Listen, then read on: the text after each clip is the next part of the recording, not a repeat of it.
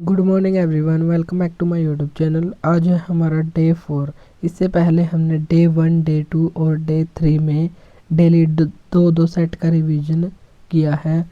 और आज भी हम दो ही सेट का रिवीजन करेंगे, यानी कि 40 इंपॉर्टेंट क्वेश्चंस जो PYQ हैं उनका रिवीजन आज की क्लास में हम करेंगे। अगर आपने वो पिछली क्लासें ना देखी हो तो प्लेलिस्ट बनी हुई है, पहले उनको देख लें और फिर हम इसको करेंगे। चलिए शुरू करते हैं हमारी आज की क्लास।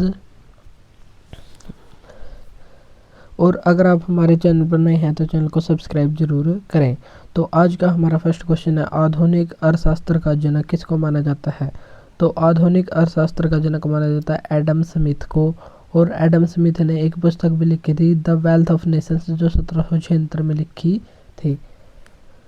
और कार्ल मार्क्स एक महान व्यक्ति थे जो जर्मनी के थिंकर थे और इन्होंने दास कैपिटल नामक पुस्तक लिखी थी। 1930 में महात्मा गांधी के नेतृत्व में हुआ दांडी मार्च किस ब्रिटिश नीति के खिलाफ एक महत्वपूर्ण विरोध था? तो ये नमक कर के विरोध में था और ये 12 मार्च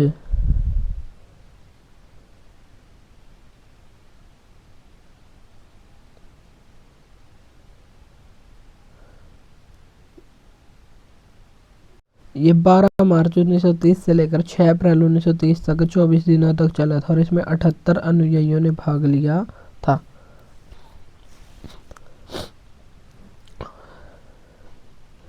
नील की खेती के विरुद्ध भी एक महात्मा गांधी का आंदोलन था, जिसे नील की खेती के विरुद्ध शुरू किया गया था। और ये 3 कठिया प्रथा के खिलाफ था। भारत में विधान परिषद वाले राज्य की विधान परिषद के सदस्यों की कुल संख्या उस राज्य की विधानसभा के सदस्यों की कुल संख्या के कितने से अधिक नहीं हो सकती? तो ये 1/3 से अधिक नहीं हो सकती। और पश्चिम बंगाल की कौन सी नृत्य शैली शास्त्रीय नृत्य के तत्वों को मार्शल आर्ट के साथ जोड़ती है और इसकी मुद्राएं अक्सर भारतीय पौराणिक कथाओं की कहानियों को दर्शाती हैं? तो यह है छऊ। और छऊ 3 राज्यों में होता है और पश्चिम बंगाल में होता है पुरुलिया छऊ। और ओडिशा में कौन सा छऊ होता है? और एक होता है झारखंड में। तो ये दोनों बताने आपको कमेंट बॉक्स में कि इन दोनों में कौन सी शैली होती है। कौन सा खेल घर के अंदर यानी कि इंडोर्स या बाहर आउटडोर्स में खेला जा सकता है? तो ये खेला जा सकता है वॉलीबॉल। अनियमित जमा योजना प्रतिबंध अधिनियम किस वर्ष पारित किया गया था? तो ये 2019 में पारित किया गया था। 7वां क्वेश्चन है, निम्न में से किसे रेलवे बोर्ड की पहली महिला अध्यक्ष के रूप में नियुक्त किया गया था? तो ये किया गया था जया वर्मा सिन्हा को। नेक्स्ट है 8th क्वेश्चन, हाल डैश भावी बौद्धिक विकास और समाज के आर्थिक, सामाजिक, सांस्कृतिक विकास में योगदान की क्षमता का प्रतिनिधित्व करती है? तो ये करती है साक्षरता। और जनगणना लोगों की जनसंख्या होती है, जो उसको कहते हैं जनगणना, जब लोगों की गणना की जाती है। वर्धमान महावीर जैन धर्म के अंतिम और कौन से तीर्थंकर थे? तो ये थे 24वें तीर्थंकर। और 23वें कौन थे? तो ये थे पार्श्वनाथ और पहले थे ऋषभ देव। और इनको जैन धर्म का वास्तविक संस्थापक माना जाता है। भारतीय संविधान के अनुच्छेद 14 से 18 में किस अधिकार से संबंधित प्रावधान का उल्लेख किया गया है? तो यह है समानता का अधिकार। धार्मिक स्वतंत्रता का अधिकार ये है अनुच्छेद 25 से 28। स्वतंत्रता का अधिकार है 19 से 22। शोषण के विरुद्ध अधिकार है अनुच्छेद 23 और 24। और संस्कृति और शिक्षा संबंधी अधिकार है 29 और 30 में। और मूल संविधान में था संपत्ति का मौलिक अधिकार, जो अनुच्छेद 31 में था, लेकिन 44वें संविधान संशोधन के द्वारा इसको समाप्त कर दिया गया था। और अनुच्छेद 31 को भी समाप्त करके और संपत्ति के मौलिक अधिकार को कानूनी अधिकार 300A में शामिल कर दिया गया था। और अनुच्छेद 32 होता है संवैधानिक उपचारों का अधिकार। और अगर हमारे मौलिक अधिकारों का हनन हो तो अनुच्छेद 32 के तहत हम सीधे सुप्रीम कोर्ट में जा सकते हैं और सुप्रीम कोर्ट हमारे अधिकारों की रक्षा के लिए 5 प्रकार के रिट को जारी कर सकता है। और अगर हम हाई कोर्ट में जाए तो हाई कोर्ट अनुच्छेद 226 के तहत हमारे लिए रिट जारी कर सकता है। तबला वाद्य यंत्र के निम्न में से किस वादक को दुनिया के सबसे महान संगीतकारों में से एक माना जाता है और जिन्होंने कई अंतर्राष्ट्रीय कलाकारों के साथ काम भी किया है? तो ये है जाकिर हुसैन और इनका भी हाल ही में निधन हो गया है। और इनको पद्म विभूषण पुरस्कार सन 2023 में और ग्रैमी अवार्ड 2024 में भी दिया गया था शंकर महादेवन और जाकिर हुसैन को शक्ति फ्यूजन बैंड के लिए। हरिप्रसाद चौरसिया, इनका संबंध है चौरसिया, तो इनका संबंध हो जाएगा बांसुरी से। पंडित शिव कुमार शर्मा और भजन सोपोरी, सोपोरी ये है सूफियाना घराना से संबंधित और इनका वाद्य यंत्र है पंडित शिव कुमार शर्मा और भजन सोपोरी, तो ये संतूर से संबंधित हो जाएंगे। 12वां क्वेश्चन है टी बाला सरस्वती का संबंध किस नृत्य से है, तो इनका संबंध है भरतनाट्यम जो तमिलनाडु का क्लासिकल डांस है और इसे सादरट्टम और दासियट्टम के नाम से भी जानते हैं। कथक ये नॉर्थ इंडिया का क्लासिकल डांस है। कथकली ये केरल का है और इसमें आँखों या बाहों का संचालन किया जाता है। लाल और हरे रंग का इस्तेमाल भी किया जाता है। और ओडिसी ओडिशा में होता है क्लासिकल डांस। और भारत में टोटल संस्कृति मंत्रालय के अनुसार भारत में टोटल 9 क्लासिकल डांस और साहित्य अकादमी के अनुसार भारत में 8 क्लासिकल डांस है। और इसके अनुसार नौवां है छऊ जिसे अर्ध शास्त्रीय नृत्य या सेमी क्लासिकल डांस भी कहते हैं और ये मुख्यतः 3 राज्यों में होता है। जुलाई 2023 में प्रतिष्ठित एनी अवार्ड जिसे ऊर्जा और पर्यावरण में वैज्ञानिक अनुसंधान का शीर्ष सम्मानों में से एक माना जाता है, किसने जीता था, तो ये जीता था थल्लपिल प्रदीप के द्वारा। भारत सरकार ने एक नई आर्थिक नीति कब पेश की थी, तो ये 1991 में पेश की थी और ये इसको कहते हैं LPG, लिबरलाइजेशन, प्राइवेटाइजेशन और ग्लोबलाइजेशन। और इसमें भारत के वित्त मंत्री ये थे मनमोहन सिंह और भारत के प्रधानमंत्री ये थे PV नरसिम्हा राव। मनमोहन सिंह इनका 26 दिसंबर 2024 को हाल ही में निधन हो गया है और इनको पद्म विभूषण अवार्ड 1987 में दिया गया था। और ये भारत के 13वें क्रम के प्रधानमंत्री भी रह चुके हैं सन 2004 से 2014 तक। और ये भारत के वित्त मंत्री भी रह चुके हैं 1991 से 96 तक और 1998 से 2004 तक ये राज्यसभा में विपक्ष के नेता भी रह चुके हैं। तो मनमोहन सिंह से संबंधित ये बातें भी रखनी है ध्यान। और PV नरसिम्हा राव उस समय प्रधानमंत्री थे LPG के समय और इनको 2024 में भारत रत्न अवार्ड भी दिया गया था। दार्शनिकों ने पदार्थ को कितने मूल तत्वों में वर्गीकृत किया है, यानी कि पदार्थ के टोटल कितने मूल तत्व होते हैं, तो ये होते हैं 5। भारत की अंतिम पंचवर्षीय योजना में कौन सी थी, तो ये थी 12वीं 2012 से 17 तक, लेकिन ये बीच में ही एंड हो गई थी क्योंकि 2015 में नीति आयोग की स्थापना हो गई थी जो 1 जनवरी 2015 को अस्तित्व में आया था। कृषि उपज का वह अंश जो किसानों द्वारा बाजार में बेचा जाता है उसे क्या कहते हैं, तो विपणन अधिशेष उसको कहा जाता है जो किसानों के द्वारा बाजार में बेच दिया जाता है। 2011 की जनगणना के अनुसार भारत में लिंगानुपात यानी कि प्रति 1000 पुरुषों पर महिलाओं की संख्या कितनी है, तो भारत में है 943 और हरियाणा में है 879 जो सबसे कम है। निम्न में से किस खिलाड़ी या उनसे संबंधित खेल का युग्म सही है, तो कुलदीप यादव क्रिकेट से संबंधित है, ये बिल्कुल सही है और ये निशानेबाज नहीं है बल्कि पूजा वस्त्राकर ये भी एक क्रिकेटर ही है। तो यहाँ पर हमारा केवल 2 ठीक हो जाएगा। और निशानेबाजी से संबंधित अभी हाल ही में महत्वपूर्ण खिलाड़ी रही है मनु भाकर जिनको राजीव गांधी खेल रत्न अवार्ड 2024 भी देने की घोषणा की गई है। और मनु भाकर ने एक ही ओलंपिक में 2 ब्रॉन्ज मेडल जीत लिए हैं और ये 2 मेडल जीतने वाली पहली भारतीय महिला बन गई है। तैराकी में डैश में पीठ के बल तैरा जाता है, तो ये तैरा जाता है बैक स्ट्रोक में। और तैराकी से संबंधित और कौन कौन से होते हैं, बैक स्ट्रोक होता है, बटरफ्लाई स्ट्रोक और भी होते हैं। तो हमको ये 2 ही ध्यान रखने की, बटरफ्लाई स्ट्रोक और बैक स्ट्रोक होते हैं तैराकी में। और पीठ के बल किस में तैरा जाता है, बैक स्ट्रोक में तैरा जाता है। अब हम देखेंगे दूसरे शिफ्ट का रिवीजन। तो ये है हमारा दूसरे शिफ्ट का रिवीजन।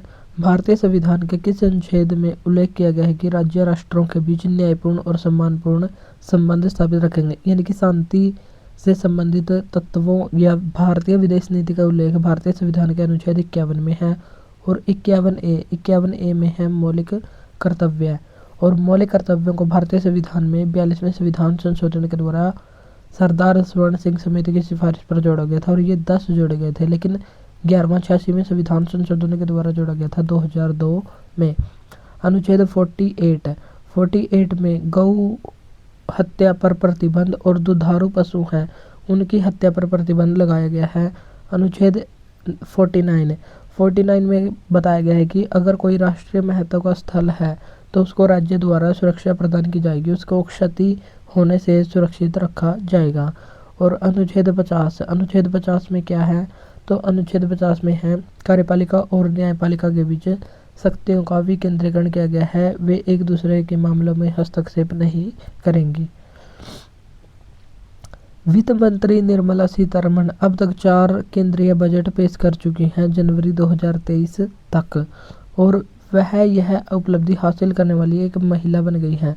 तो ये बन गई हैं पहली महिला, और पहली महिला जिसने बजट पेश किया था तो वो थी इंदिरा गांधी, और इन्होंने प्रधानमंत्री रहते हुए बजट पेश किया था। और सर्वाधिक बार यानी कि 10 बार बजट पेश करने वाले कौन बन गए हैं, मोरारजी देसाई बन गए हैं। नंदिनी कृषक समृद्धि योजना 2023 किससे संबंधित है, तो ये दूध से संबंधित है।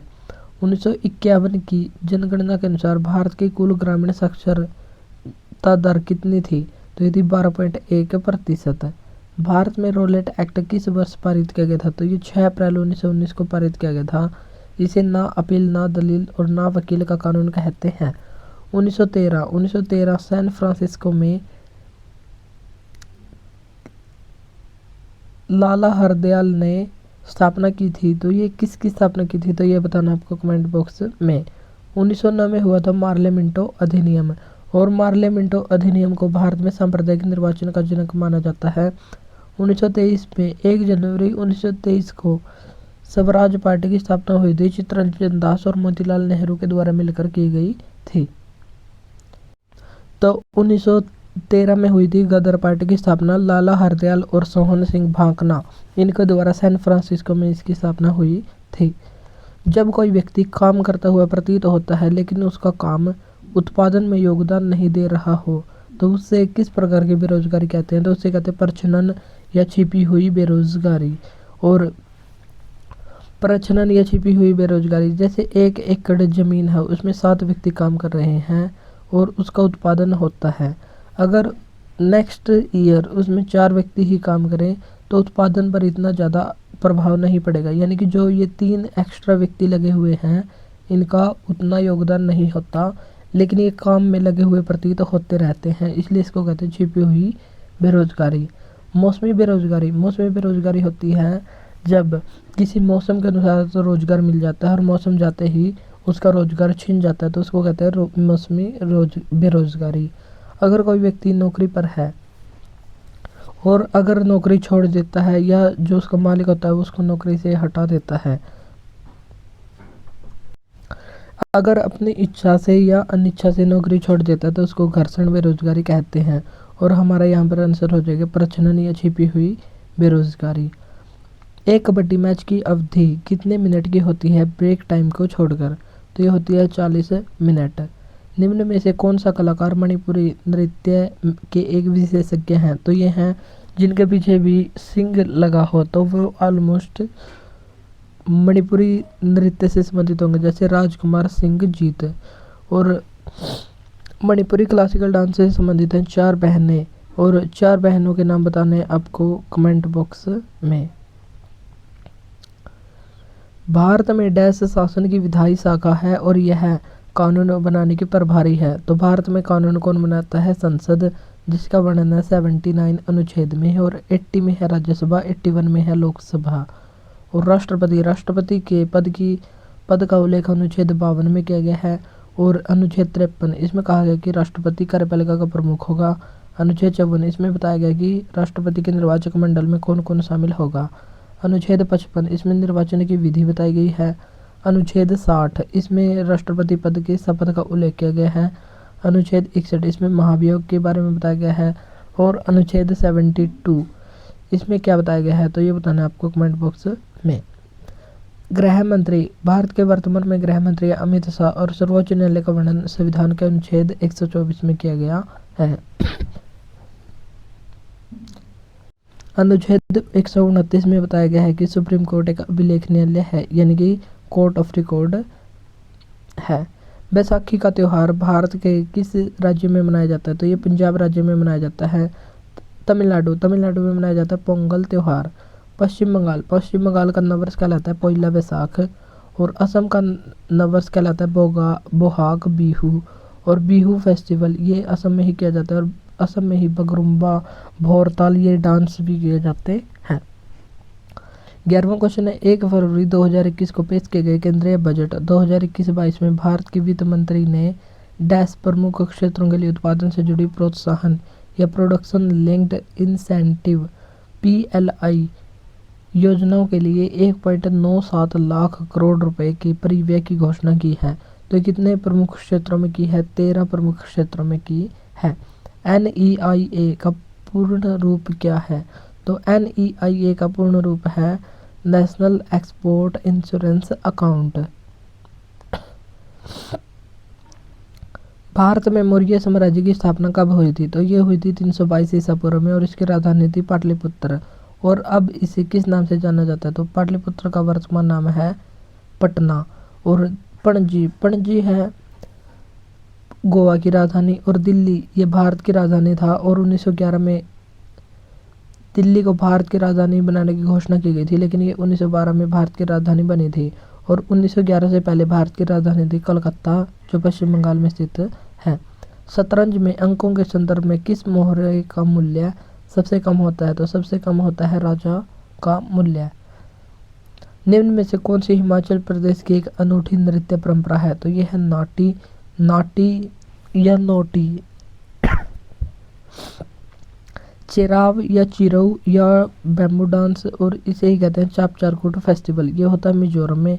बिहू फेस्टिवल ये होता है असम राज्य में। निम्न में से किसने मोहन वीणा का आविष्कार किया था और उसे लोकप्रिय बनाया था, तो मोहन वीणा का आविष्कार किया था विश्व मोहन भट्ट के द्वारा। पंडित रविशंकर, इनका संबंध है सितार से, और इनको भारत रत्न 1999 में और ग्रैमी अवार्ड पाने वाले ये पहले भारतीय बने थे 1968 में। और ग्रैमी अवार्ड पाने वाली पहली भारतीय महिला ये बनी थी तन्वी शाह। और तन्वी शाह को कब दिया गया था ग्रैमी अवार्ड, सन 2010 में दिया गया था। अगस्त 2023 में किस भारतीय क्रिकेटर को भारतीय पेट्रोलियम कॉर्पोरेशन लिमिटेड का ब्रांड एम्बेसडर घोषित किया गया था, तो ये घोषित किया गया था राहुल द्रविड़ को। डैश में पदार्थ की वह अवस्था है जिसमें अनेक इलेक्ट्रॉन परमाणु के नाभिक के बीच स्वतंत्र रूप से गति करते हैं, तो यह है प्लाज्मा। ठोस का मतलब होता है जमी हुई चीज, और द्रव का मतलब होता है तरल अवस्था में, और गैस का मतलब होता है अगर वो गैसीय अवस्था में हो। एक होती है प्लाज्मा और एक होती है बोस आइंस्टाइन कंडेंसेट अवस्था, जिसे सत्येंद्र नाथ बोस और अल्बर्ट आइंस्टाइन ने बनाया था। नेक्स्ट है 19वां क्वेश्चन, FC चैलेंज कप का संबंध किस से है, तो इसका संबंध है फुटबॉल से, और क्रिकेट से संबंधित है ईरानी ट्रॉफी। और हॉकी से संबंधित एक महत्वपूर्ण ट्रॉफी बतानी है आपको कमेंट बॉक्स में। पूंजीगत व्यय के संबंध में कौन सा कथन सही है, तो पूंजीगत व्यय के परिणाम स्वरूप भौतिक या वित्तीय परिसंपत्तियों का सृजन होता है या वित्तीय देनदारियों में कमी आती है। और गैर योजनागत पूंजीगत व्यय में सरकार के द्वारा की जाने वाली विभिन्न सामान्य सामाजिक और आर्थिक सेवाएं शामिल होती हैं। तो पूंजीगत व्यय से संबंधित ये दोनों ही कथन सही हो जाएंगे। तो आज की क्लास में भी हमने 40 क्वेश्चंस को कंप्लीट कर दिया है। तो अगर क्लास अच्छी लगे तो इसको लाइक और शेयर जरूर करें। और आज था डे 4, इसी प्रकार हम डे 5 और डे 6 तो जल्द ही इन सभी प्रैक्टिस सेट को कंप्लीट करेंगे। तो आज के लिए इतना ही, मिलते हैं नेक्स्ट वीडियो में। Thank you.